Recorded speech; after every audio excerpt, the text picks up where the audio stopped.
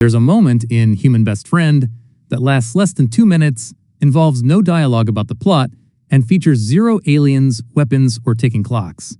It's just two men playing chess. And it might be the single most important scene Strange New Worlds has aired all season. The Enterprise crew gets sent to a resort planet called Cessna, a place engineered to strip away every ounce of self-control the moment you breathe the air. Nobody chooses what happens to them there. The planet just reaches in and pulls out whatever's been sitting under the surface, unfiltered. Pike gets reckless. Una gets loud. La'an gets violent. Joseph stops making decisions entirely. Every single one of those reactions is the exact opposite of how that character behaves on duty, which tells you the planet isn't inventing anything. It's just turning off the part of the brain that keeps things buried. So ask yourself the obvious question: what happens to Spock, not Pike? Not Uhura, who arguably understands him better than anyone on the ship. Not a Vulcan elder. Not a memory of his mother. Not even Christine Chapel, whose absence has quietly shaped half his emotional arc this season. Spock's mind, given total freedom to manufacture anything it wants, reaches for James T. Kirk, a man he's barely spent any real time with. A man he has no logical reason to be thinking about at all. That's the mystery.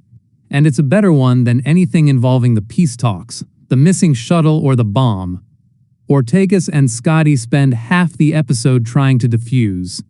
The planet doesn't lie. Before we can talk about what the Kirk hallucination means, we have to talk about what Cessna actually is, because the show is oddly precise about it. This isn't a wish-granting machine. It's not reading anyone's mind and building them a fantasy the way the original series, Planet, did back in Shore Leave, the 1966 episode this one is clearly winking at. Cessna works through its atmosphere, something closer to an ambient intoxicant than a psychic projector. It doesn't ask anyone what they want. It just removes the mechanism that normally keeps things locked down, and whatever surfaces. That distinction matters enormously, because it means every single hallucination, breakdown, and bad decision in this episode is diagnostic. The show isn't telling us what these characters wish were true, it's telling us what's already true and buried.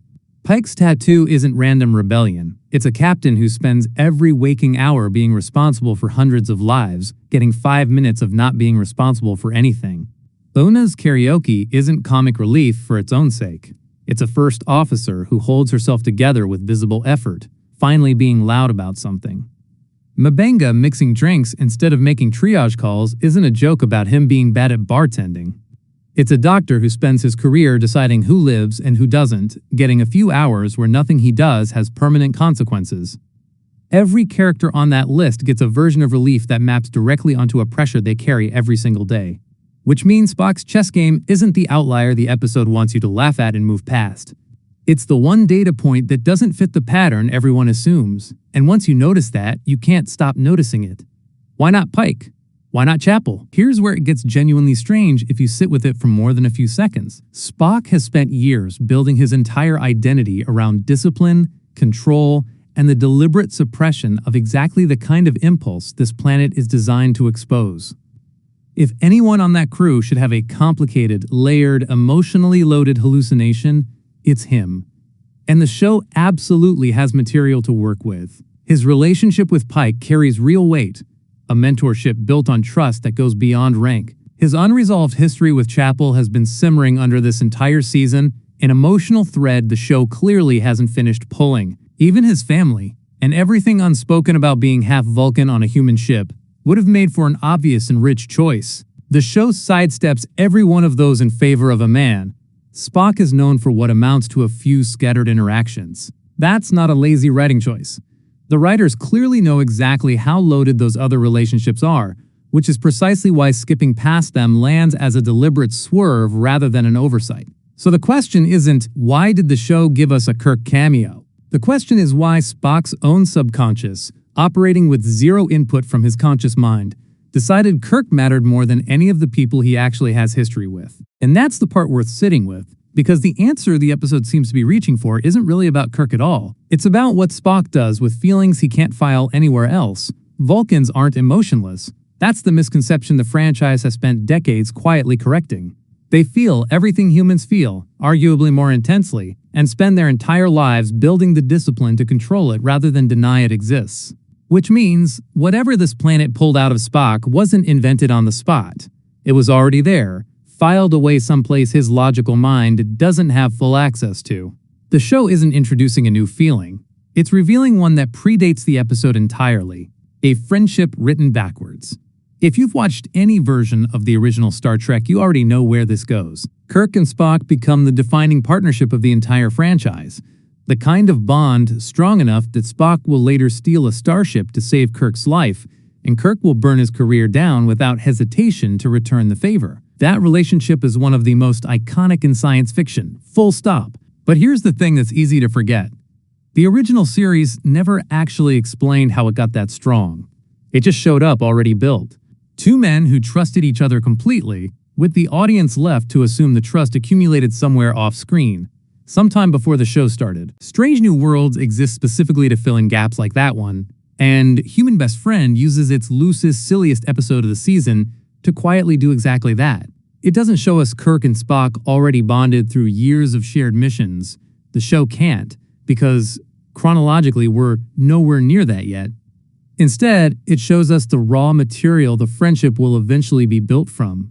A subconscious pull that exists before either man has any logical justification for it, surfacing at the one moment Spock has zero ability to control what his mind reaches for. That's a meaningfully different kind of storytelling than just retelling a familiar beat. It's not fan service dressed up as a cameo. It's the show building a foundation underneath a friendship that's always existed in the text without ever being explained, planting something small enough that a first-time viewer reads it as a fun surprise, while a longtime fan recognizes it as the first visible thread of a relationship they already know becomes unbreakable. The hug nobody's talking about. Everyone's clipping the tattoo. Everyone's clipping the karaoke. Almost nobody's talking about the hug. And that's exactly the problem, because it's the moment that gives this whole theory teeth. When Kirk actually turns out to be real, physically present on the same planet on leave at the same time, the reunion doesn't play as a punchline. It plays as relief. Real, specific relief. The kind that only shows up on screen when a character gets something they didn't know they were missing until it's back in front of them. Think about what that means structurally. The show didn't need Kirk to actually be there.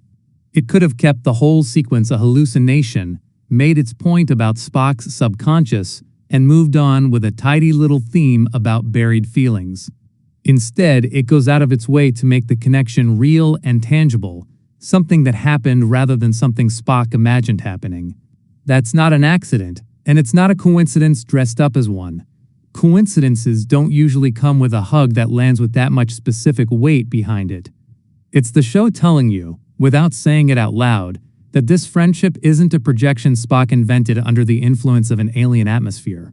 It's a connection that was already real, waiting for a moment with the guardrails down to actually show itself. What this actually sets up, none of this means the rest of the episode doesn't matter. Ortegas and Scotty's arc is doing real work of its own, discovering that their entire rivalry was rooted in seeing their own worst insecurities reflected in each other rather than any actual disagreement.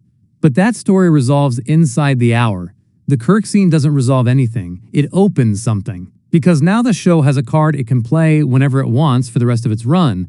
Every future Kirk appearance carries this scene underneath it, whether the show references it directly or not. Every moment of loyalty between them from here forward has a quiet answer already sitting in the background. This didn't start when Kirk took command of the Enterprise. It started on a resort planet, over a chessboard, before either man had a reason to explain why the other mattered. That's the real trick Human Best Friend pulls off. It hides its most consequential scene inside its silliest episode, buries a foundational piece of Star Trek's most legendary friendship under a Mugato costume and a karaoke number, and dares you to notice. The comedy isn't a distraction from the theory. The comedy is the cover of the theory needed to sneak past everyone watching for something bigger and louder, which, it turns out, was sitting quietly on a chessboard the entire time.